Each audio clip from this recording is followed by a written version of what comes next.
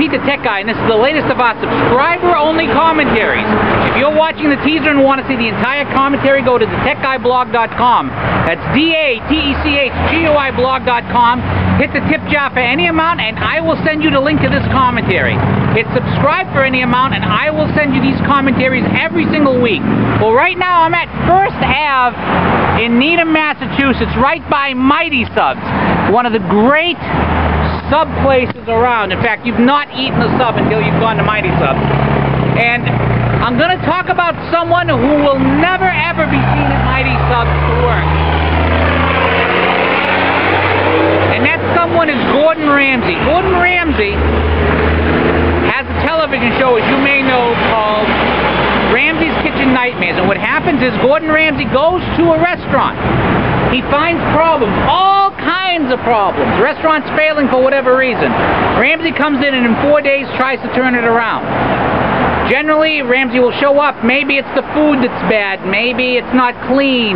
Maybe they've got too complicated a menu. Whatever the reason, Ramsey shows up, straightens things out as best he can. By the end of the show, almost invariably, you see a restaurant that's full of people, a menu that's simpler, fresher food, everyone's all thrilled, and you see a line of people thinking, oh, Gordan Ramsey saved my restaurant, we're going to take the lessons from Gordan Ramsey, blah, blah, blah, blah, blah, blah, blah. Now, some of those people that he visits and some of those restaurants that he reviews that way take those lessons to heart, and they survive and succeed. But the vast majority of them don't. And it's not because of a problem with Gordan Ramsey or a problem with his advice, but it's because of human nature. Sometimes people need a particular structure, and Ramsey provides that structure.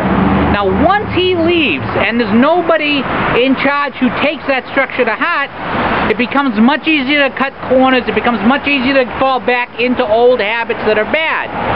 And once that happens, a lot of these restaurants fall apart. Now, it doesn't happen right away. Usually they'll keep up what Gordan said for a week, 2 weeks, sometimes even a month or two. But eventually, as time goes on, they forget what they've been taught or ignore what they've been taught, or they panic or whatever, and the restaurant collapses. And when I saw the embassy closings all across the country, I should say all across the world, in Africa and in Asia, I thought of Barack Obama as a guy that Gordan Ramsey had visited, and seeing basically the same thing happen. Let me explain.